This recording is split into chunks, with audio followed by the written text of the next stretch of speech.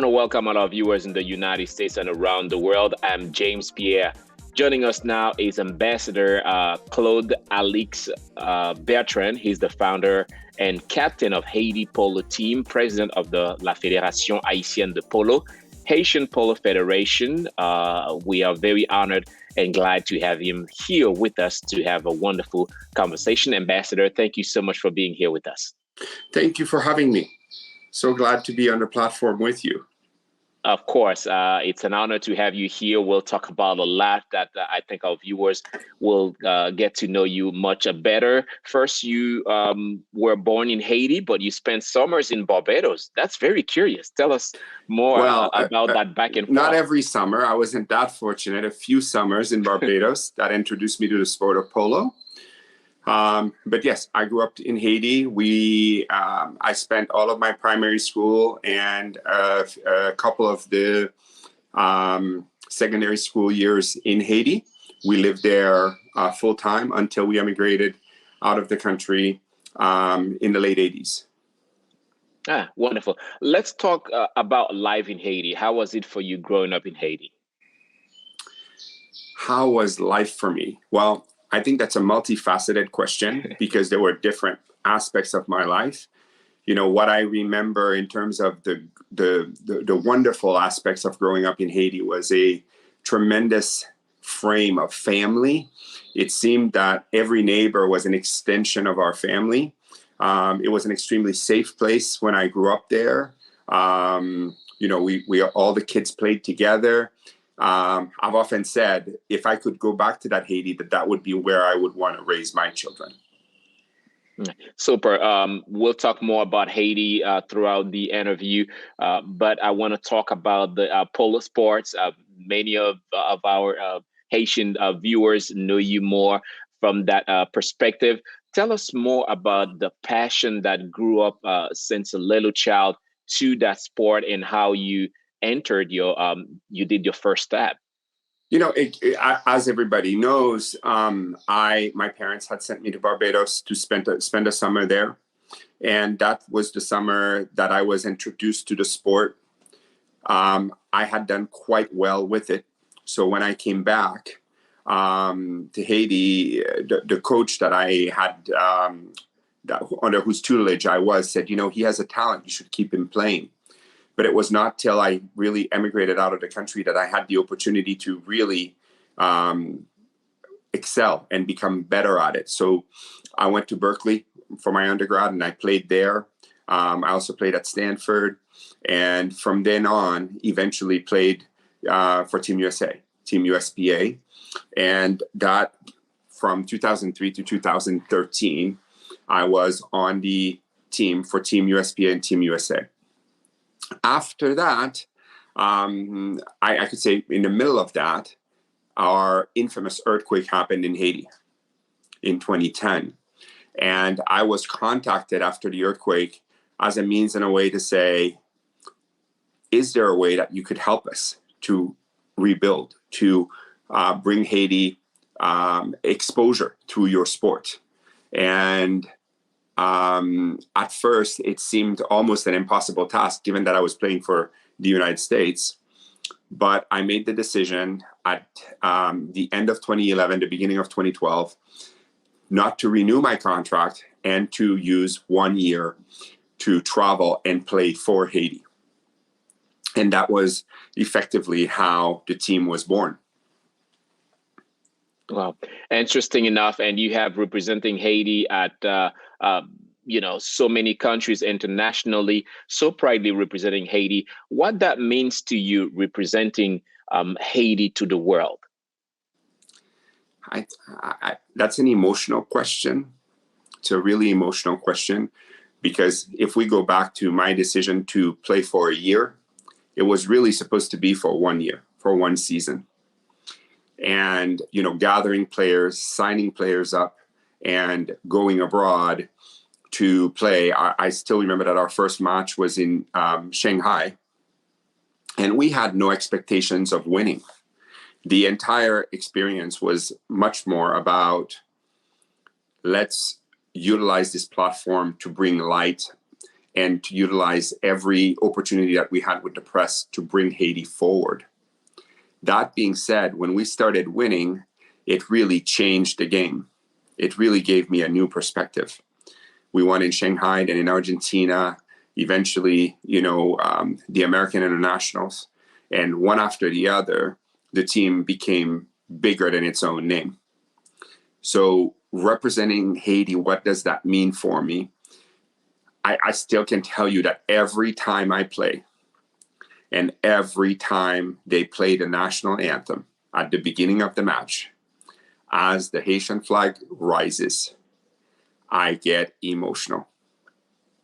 Emotional because it is such pride to see our team be a part of a sport that is the most expensive sport in the world, the most elitist sport in the world, and to think that our poor little country is included, and more than just included, but winning and challenging other teams internationally.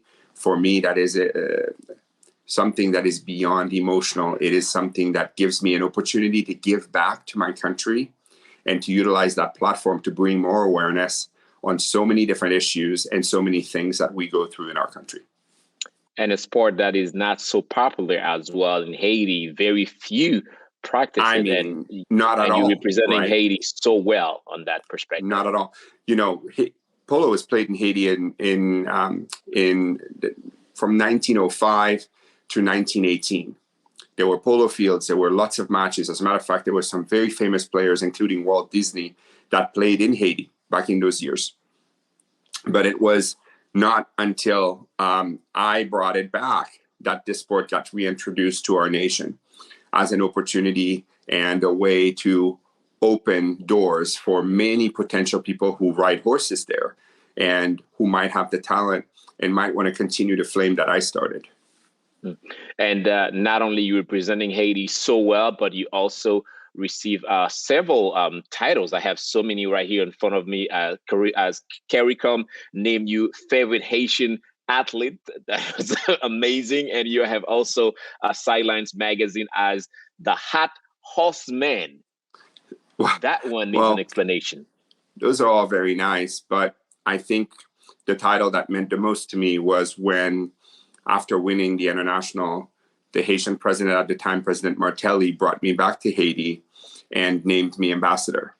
He gave me an ambassador, a global goodwill ambassador title that was eventually transformed into a UNESCO ambassador, to be out there and really utilize my platform to promote the country in all possible ways that are positive, and to find ways to bring things back that can help in the country.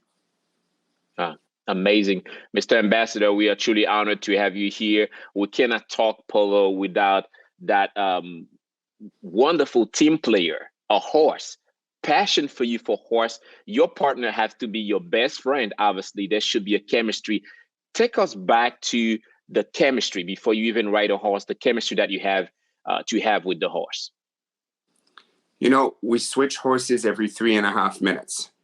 So that's a very important aspect to understand, that it's not one horse, it's a relationship with what we call a string of ponies.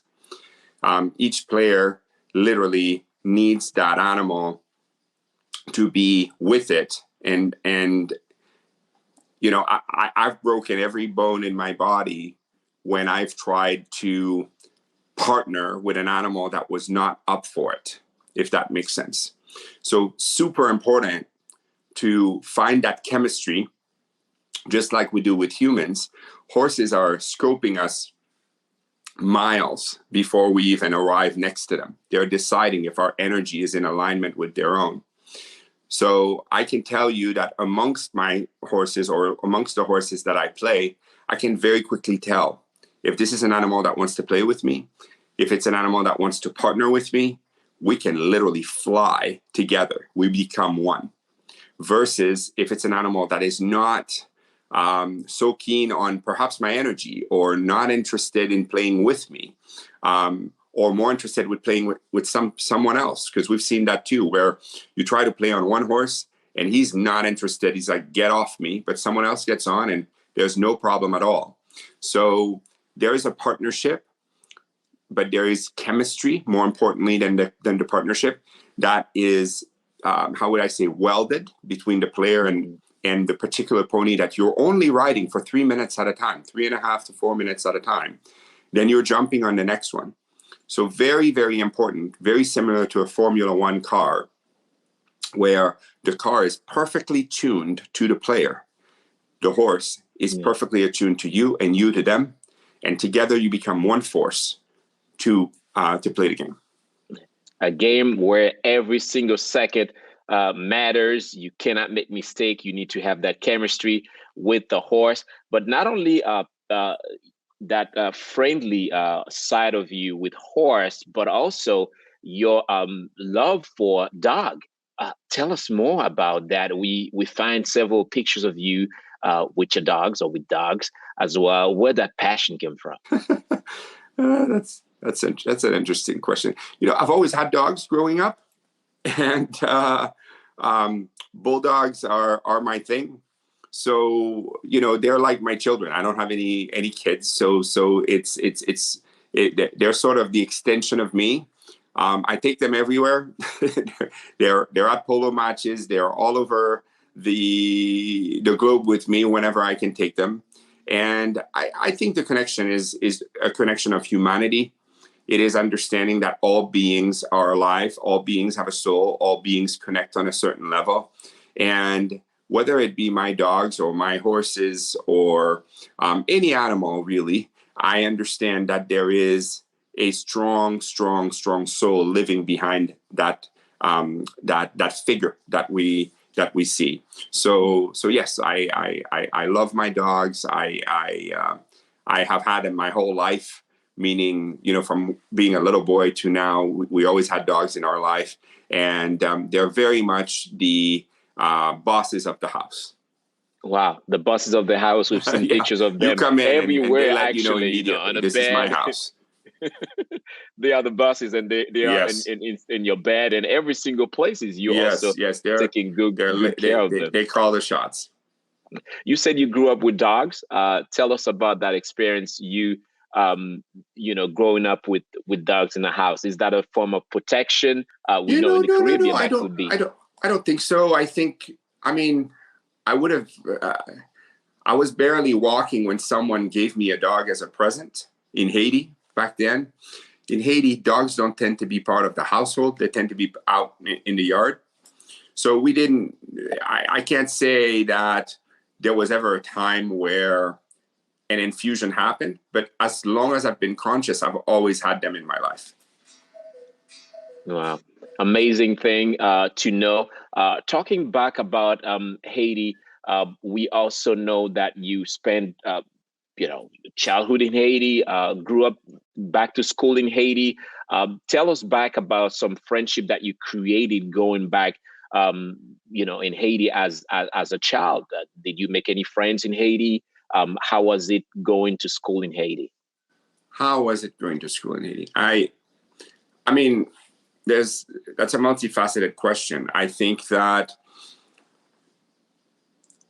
everyone that I went to school with, in addition to my extended family,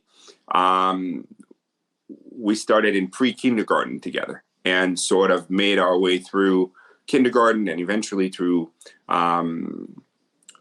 elementary school, then high school. So yes, there's a strong bond amongst. Last night I was having conversations with some students that I went to St. Louis Gonzague with that I hadn't talked to in over 30 years, but amazing how the affinity and the shared experience can bring people together in a way that is extremely profound.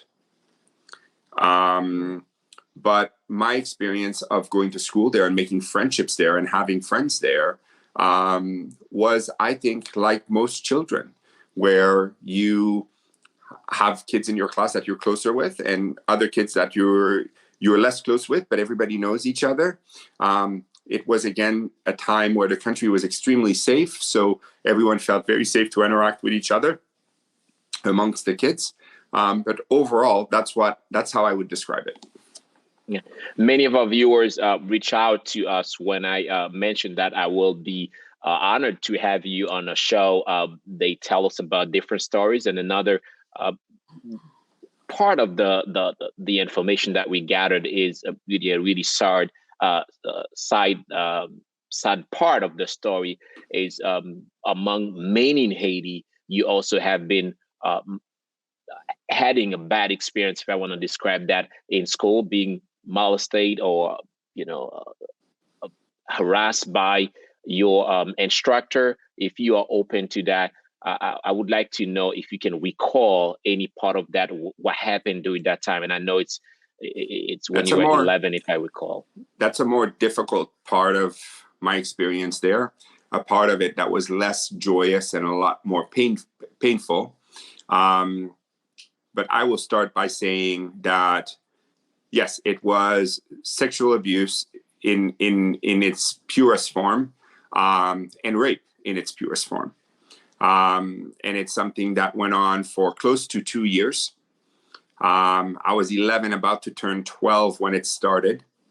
And it is something that robbed a part of me and how would I say it, a scar that I will live with and for the rest of my life. I spent many years after in therapy, alone at first, then with my family, then making my family aware of what had gone on over 20 years ago now. That was I think in the idyllic Haiti that I was living in the societal confound that I was a part of, there was not very much room for anyone to perceive that that could be something that was going on. And the perpetrator was very much so a very respected teacher that had been a part of Institution Saint-Louis de Gonzague for many years before me.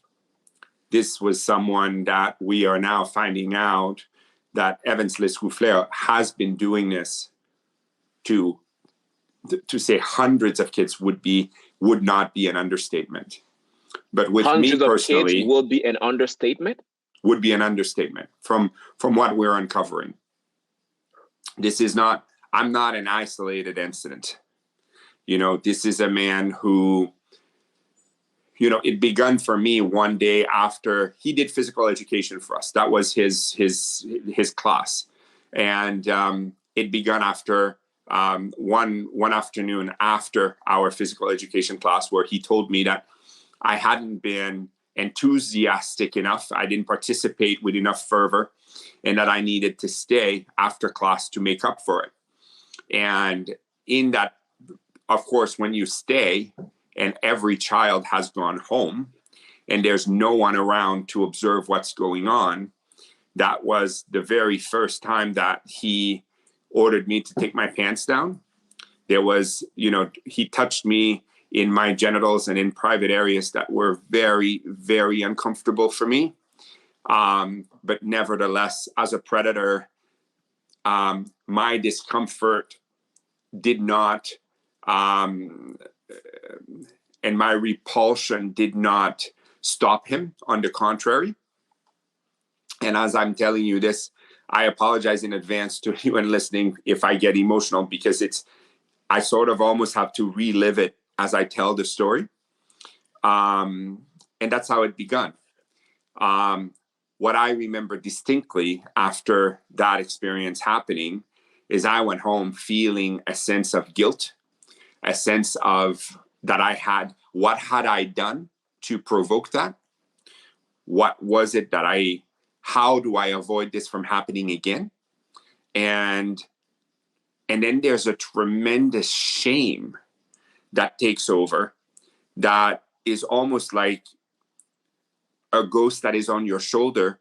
I started to feel after that anyone who looked at me was guessing what had gone on. So hiding it as far as I could was an extremely important part of it. It didn't happen again immediately. It wasn't like it happened on Tuesday, then again on Wednesday it happened again. Again, we're talking about something that happened over 35 years ago, so I don't remember how long after, maybe a few weeks later. where he ordered me to stay again after school. And the And second that time he time, ordered you to stay, apparently he knew your environment. He knew who will come pick you up and not, and he had spoken to your it, driver to stay not that away. day. That also happened. Not that day. That day he asked me to stay, and that was the day that he, where I was actually raped that day. He physically penetrated me that day. I remember what he used to lubricate himself. I remember the smell of it. I remember that it was the very first time that I had seen sperm. I did not know what sperm was as a kid. Those are all very graphic and very difficult things for an 11-year-old to sort of process. And from this point on, there was a series of intimidations and things that he would say to scare me, things that he would say to make sure that I remained as scared as possible. This is also a perpetrator, right? So how I would describe it is he knew, everyone in the school pretty much knew the story of most students. This is one of the most, in my time, exclusive schools that you could attend. One of the most respected schools that you could attend. The parents were very close to the teachers. So at the beginning of the year, my mother always would go on the first day of school with me, introduce herself to the main teacher for the class, and say, you know, I hand you my son. You are his parents in my absence, and you know, I give you carte blanche basically to handle it. So that sort of disarms a kid in a way to come back and protest to your parents that maybe a professor did this or did that. But I also think that no parent would ever, in their wildest dreams, think that could be something that a kid would be going through. And very difficult story, but thank you for being so brave and come out and share about it. You mentioned hundreds. You can imagine that many of these kids at that time, 11 years old, how they cope with something like that, and sometimes the fear to even share that with their parents will probably won't even believe the parents. With anyone. You don't want anyone to know. You don't want anyone to know. You don't want anyone to suspect. You don't want any suspicion to be given any light, because you do not want to be associated with what is going on. That's part of it. The other thing is, if you were to speak to any psychologist or any psychiatrist, which I have, they explain that the shame takes over in a way where it can literally eat you up inside. After this was going on for a while, I started to develop these red plaques all over my body. The story that you asked me about a little bit earlier, it was one of these numerous times that this had happened, where I was looking for ways to get out of it. And when he said to me, you need to stay, I said, well, the driver's waiting for me outside, and if I don't go, he's going to come looking for me. And it's funny how you remember very specific things. It was like ice over my head when he turned around and smiled and looked at me and said, I've already talked to your driver. So apparently he studied your environment. He know exactly all the defense system that you would put in place and how he can destroy that against you. And you have no protection, right? Because every sense of protection, every barrier that's been put around you has been dismantled by this person, whether it be physically, emotionally, spiritually. He's dismantled that. You know, I've told this already to other people, but my grandmother, my father's mother, lived not too far from the school. And there were times where we would be dropped off there for a few hours before we would go home. And a Friday afternoon, I had just come from school where I had been detained and sexually molested that afternoon. And when I got home to her, my neck was completely red. And when she saw me, she said, oh, come closer. Let me look at your neck. And she saw my neck and she said, "What are all these red marks on your neck?" And I said, before I could answer, she said, "Oh my God, these kids, they're involved in everything." And in her mind, it was in our culture. Like you get involved in a fight or something. No, she thought in our culture, she thought, oh, young boys, they're already experimenting sexually with women. That's what came to her mind. And in her mind, that was okay because boys are experimenting sexually, makes them macho, it makes them strong, it makes them whatever. Never in her mind did she think, but he's 11. It doesn't matter how macho he could be. Who is this person that you're involved with? What is it? You're coming from school. How could so she never asked you about that either? She answered the question for herself by saying, oh my gosh, these kids, they're involved in it, just about everything. And I remember it like it was yesterday.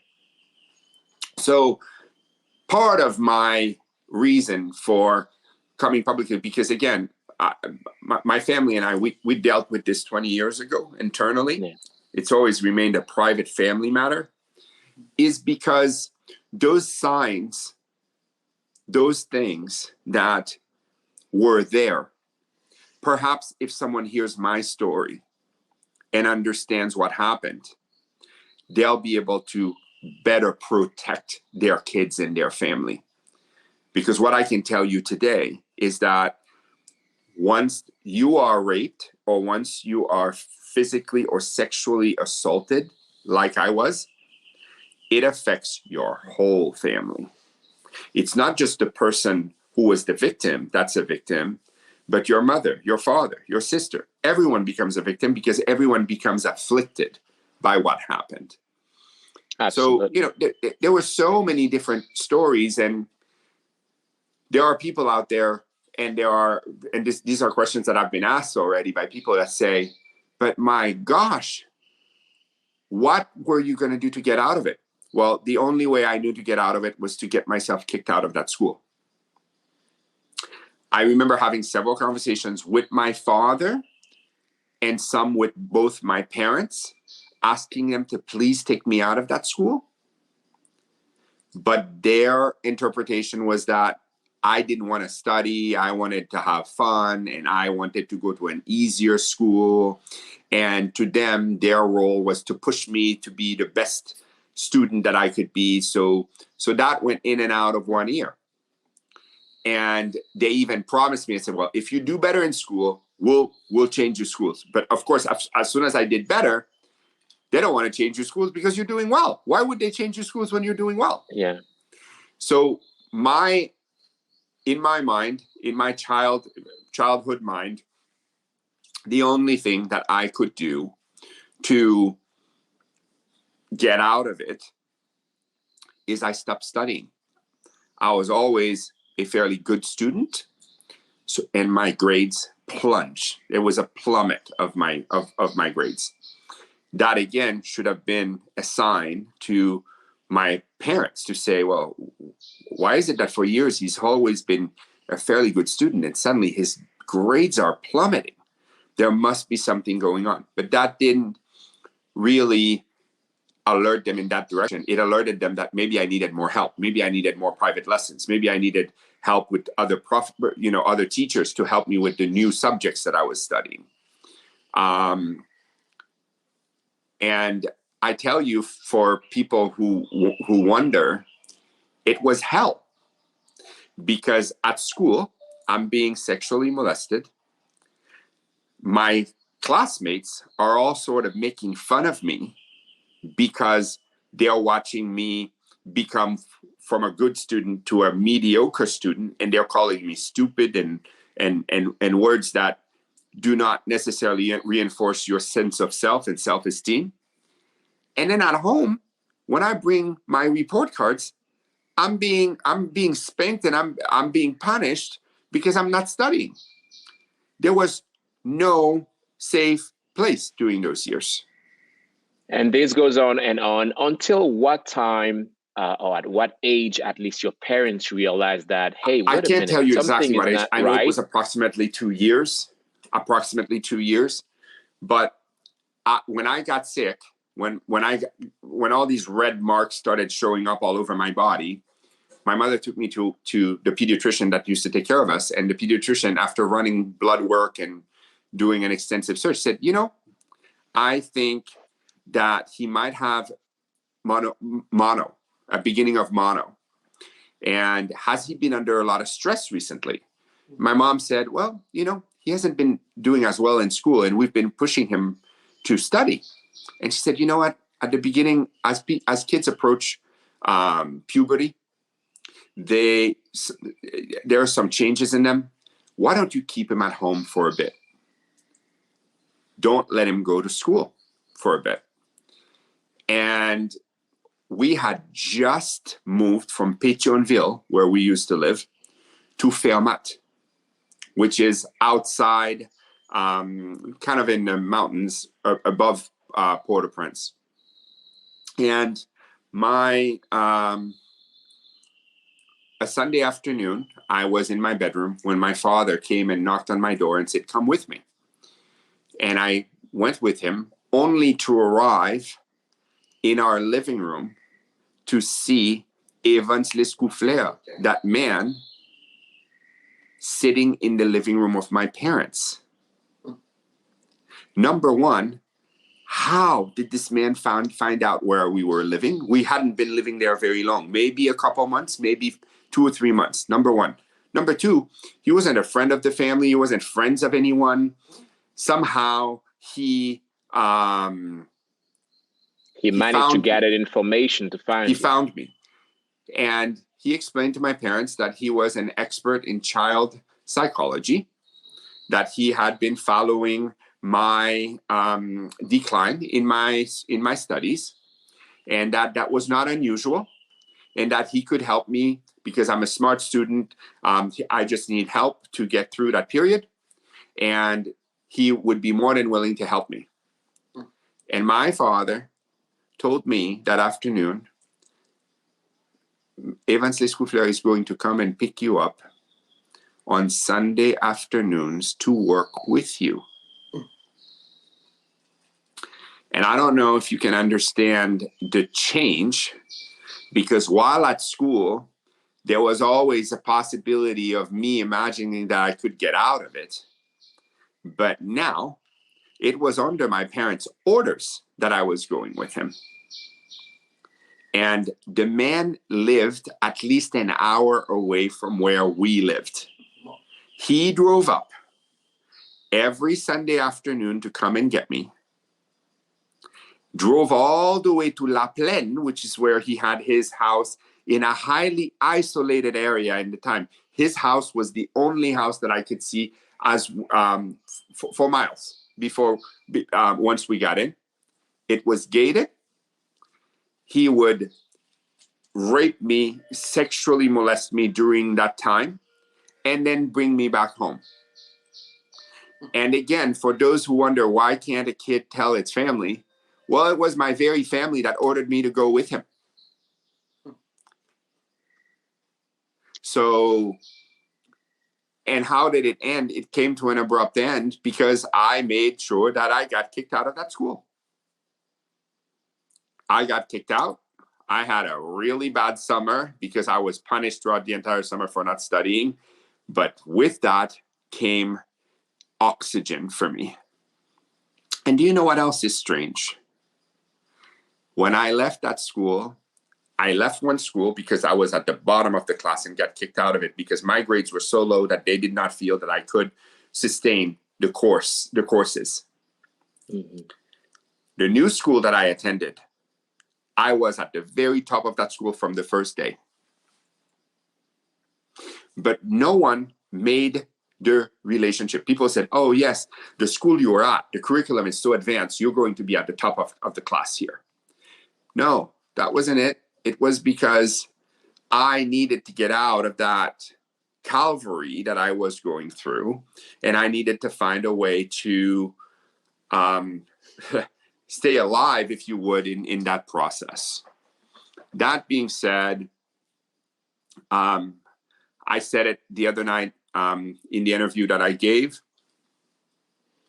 With that came a determination that I always had, was to do the best that I could in every situation. I was able to get through my undergrad and through my master's, and not just play for the American team and then eventually start my own team. I own a publishing company. I've done very well for myself, but I'm an exception to the rule, because many people, I was very lucky to come to this country and to see psychologists and psychiatrists and people who helped me to slowly unpeel the onion and get to the bottom of it, where today I can speak to you about it, where I can share about it, and hopefully use my story in a way to help families and kids that are in the same situation. But most people don't get that luxury. They don't get that surrounding. They don't get that support to be able to find ways to heal. I'll say one more thing, James, and then I'll stop talking. It's a long narrative. I know. No, take your time. Take your time. It's so sad to me to know that that man is still doing that today. That every position that he's been in throughout his entire life, he has crafted himself to be close to children. And it's not because he loves children. It is because he wants his pick of the litter. And unfortunately, once that man chose you, you couldn't get out of this jail that he put you in, because he knew what he was doing. There have been others who have filed, who have gone as far as going to court and presenting charges against him. But, he's always been in a prominent position where he's been able to get that dismissed. Or that the last complaints were filed right before the earthquake, and then they just sort of disappeared. So this is a known predator. This is a known person. Last night I was talking to many other students that were in my class, and they're like, look, it didn't happen to us, but everybody knew that there were weird things going on with that guy. Everybody knew that there were things that were very questionable. Most people are afraid, and I understand, especially if they're married and they have kids today, and they're in a position where they don't want to expose their kids, their wives, to what they went through. But I encourage anyone who went through it, even if it is anonymously, to come forward, because that's the only way you can protect the next generation from having the same thing happen again, especially in a country where the judicial system is so flawed. And to our viewers, we remind you that that specific person is still living in Haiti, and no charges hasn't been pressed against him, or he's free. As well, we have reached out to his office for comment. Listen, no. I've said it many times during the show. His name is Evans Lescouflair. He owns a school of kids. He has his own school today. He is on every committee that involves sports. Any sports teams that have to do with the international, it is through him that it has to go through. So if you're an athlete and you want to participate in certain things, you're very much at his mercy. There has never been anyone in this country, in the United States, something like this would happen. There would be one person that would accuse someone. They would put them on leave while they investigated what happened. Countless people come through and say, this is what happened. And people just say, oh, well, it's your word against his, and there's not much we can do about it. I was told by an attorney, friend of mine, we were just talking about it, and he said to me, look, it's your word against his. So you have to almost find proof to be able to do that. And that's very difficult to do 30 years later. 30 years later. Absolutely. I don't want to end that interview without talking about some other aspect of you that makes you a great ambassador that you are, proud to represent Haiti. Want to talk about your relationship with your mother. I've seen several pictures of you with the mother celebrating times. Can you talk back with the relationship with your parents, your mother, and My your mother and dad? father. You know, my parents divorced. I think I was 22. And my mother has been with me ever since. You know, it's sort of like, you know, she's been by my side. She's, you know, sometimes when we arrive at polo tournaments, I wonder who the athlete is, because people know her as much as they know me. I don't know if that makes sense. You know, she's gone all over the world with me. Every major tournament, every World Series, every match. Even if she's not at every match, she's literally, you know, she travels with me for that. We have a very unusual mother and son relationship because she, you know, she was very young, and there's 23 years difference between us. So my mom was very fortunate that from very early on, wherever I was going, I took her with me. So we have a very close-knit relationship. My father since moved to Florida. I don't have as close a relationship with him as I do my mother, but I speak to him fairly frequently, and more recently, even more, because this is something that we've been discussing as a family as I decided to, you know, really not realizing how big the impact was going to be. It was really almost, what would be the word that I would use here, organically, that I saw that there was a show on rape that was going to happen, that a friend of mine was going to participate in. And as I was listening, I realized, after someone said, you know, that's something that men will not understand, because this is a stigma that affects women. And that was when I said, oh my gosh, that is so incorrect, because this happens to men too. And that's what brought me forward. That was the decision. I said, I'll share that on that platform. And it has gone viral since, and it has become, you know, almost a movement in a way to try to protect kids, which is really my intent. And I appreciate not just you, James, taking the opportunity to give me your platform to share my story, but furthermore, I appreciate the opportunity to use my pain, my sorrows, the things that I went through, to hopefully prevent that from happening again to another generation. And as I said to someone a couple days ago, I said, if this helped to prevent this from happening to one boy or one girl, that was worth it for me. I will even go deeper. It's not only about preventing it, but it's also about having justice, not for you only, but for, you mentioned like hundreds. So, you know, for them to feel a sense of I'm a very comfort. optimistic, and I believe that the opportunities to, you know, that the universe doesn't bring us anything until it's time. I don't know if our judicial system in Haiti will support us having the type of justice that would be expected after what happened with this person. We're going to try to see what we can do to protect kids from this not happening again. We're going to try to see how we can utilize our voices to mobilize the forces necessary so that there are structures put in place to protect kids.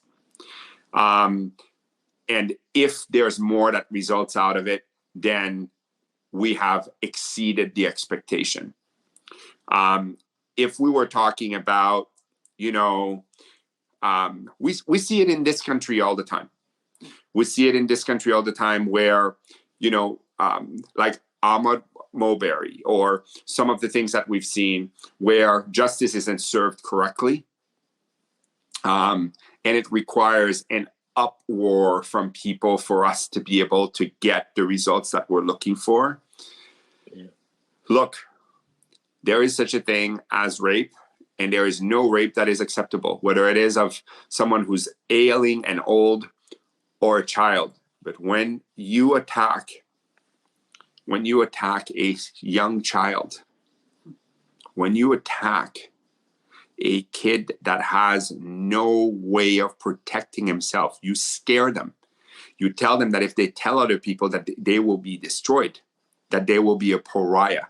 You make them afraid to even express themselves. And all of this to benefit you sexually and to destroy a part of that person that should be punished. It should 100% be punished. Mr. Ambassador, we cannot end that interview without talking about some of the fun times that you are having. Some of the things that we quickly notice on your free time is you like to cook or somehow spend time on water. Well, Tell us about I love that. family, right? COVID has been my biggest enemy because, I love to entertain. I love to have friends, and I love to cook, and I love to have people around me. I think from my experience, from my negative experiences in life, what I've learned is that time is very precious. I'm grateful that I've been able to heal. I'm grateful that I've been able to be in a place where I can find joy again in my life. I'm grateful that I don't need anything else, that I get to do a job that I love. I get to promote my country. I get to work and do things that are extremely fulfilling to me. COVID made me an avid gardener. if I can COVID say has changed so many people, including the world. I live in gratitude. Again, if I can take anything out of our exchange today, I think I'd like to end by saying I'm grateful that someone like you in your platform has been able to receive me and give me the opportunity to reach thousands of people and say to them, know your children, protect your children, stand up when it's not right. And we look forward to working with everyone or anyone who's been abused in that way, to find a way for them to find life again, because there is life after abuse. There is life after abuse, and you are very strong, as I mentioned, very brave to come forward, especially in a culture where we know this is taboo. So many, they refuse to talk about it because they feel ashamed, not only at home, but in a society, also judging them at school, any other places. You come forward to talk about it, and I hope the justice system in Haiti do something about it, not just listen to the story, but also investigate and go further deeper to see what's the essence of it and how we can stop so many predators in Haiti, to send a signal saying, hey, if someone can do it, they're being punished, that now you're not you don't have a chance to do and that. And for to parents a not child. to be complicit by dismissing it. Listen to your kids. If your kid says I'm uncomfortable, there's a reason. Listen to them. And most of the time in Haiti, one more time, we don't listen that much to the kids. No. Parents are the ones saying something. Especially in my time, as in my upbringing, kids were considered, we had no voice. It was the adults had all the voice. Wow. So again, we're now in a position that we can make a change. And I think together we can definitely bring awareness on a subject that is more than taboo, but a subject that we've lived through. And my generation should be able to do better than my parents' generation. And you're starting it already. It's a movement, and we are doing much better. I want to end that interview with you, Mr. Ambassador, with a very beautiful image that we found of you taking care of baby Leo. Yes, baby Leo. Can you tell us about that amazing picture of you? I really can't talk about it, but we will. Maybe we'll be able to tell that story at some point. Maybe we tell the story at some point. We leave that probably for our second interview with Ambassador Clause Alix Bertand. Thank you so much for being here with us. Thank you very much.